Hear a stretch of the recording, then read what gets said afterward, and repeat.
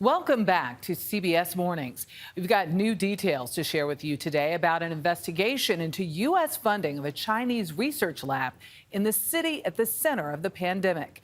It's raising questions about how closely past administrations were following the use of the money. Senior investigative correspondent Catherine Herridge joins us from Washington with more. Good morning, Catherine. Good morning, Michelle. Sources tell CBS News an investigation of this complexity could take at least 6 months to reach a conclusion about whether U.S. government agencies were billed twice for projects in Wuhan, China.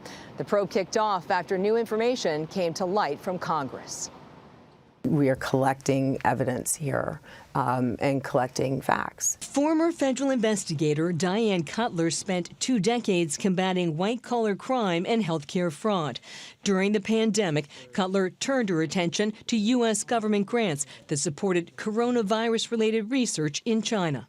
How many records have you viewed? My collection is certainly well over 50,000 documents. Records reviewed by CBS News indicate the U.S. government may have paid twice for projects at the Wuhan labs through the National Institutes of Health and the U.S. Agency for International Development, or USAID. So I categorized it and then drilled down from there. This included possible medical supplies, equipment, travel, and salaries. So what I found so far is evidence that points to double billing, potential theft of government funds. It is concerning, especially since it involves dangerous pathogens and risky research.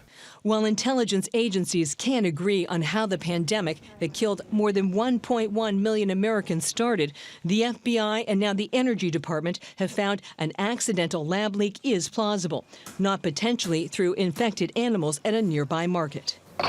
At recent congressional hearings into the origins of COVID-19, the former CDC director said money from multiple U.S. government agencies supported high-risk virus research in Wuhan. I think it did, not only from NIH, but from the State Department, USAID, and from DOD. Does following the money get us closer to understanding the origins of COVID-19?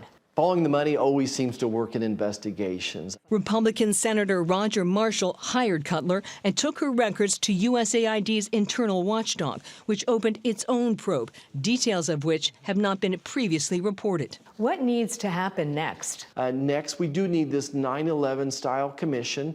I call it apolitical, non-political. We need to get this outside of Washington, D.C. Sources familiar with the grant records did not dispute CBS News' reporting. In a statement, a spokesperson for the USAID Inspector General declined to comment on the existence of a specific open investigation. Why should U.S. taxpayers care? I think there's 1.1 million reasons that American taxpayers should care. You know, if a plane crashes, we want to find out why the plane crashes. We go to any length to do that. And the hope is we don't have another plane crash for the same reason.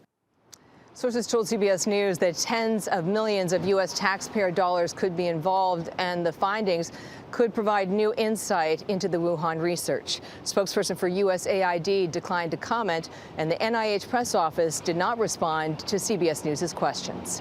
Tony. Following the money always seems to work. The senator's right about that, and you're very good at it. Catherine, thank you very much. 共产党，你完了！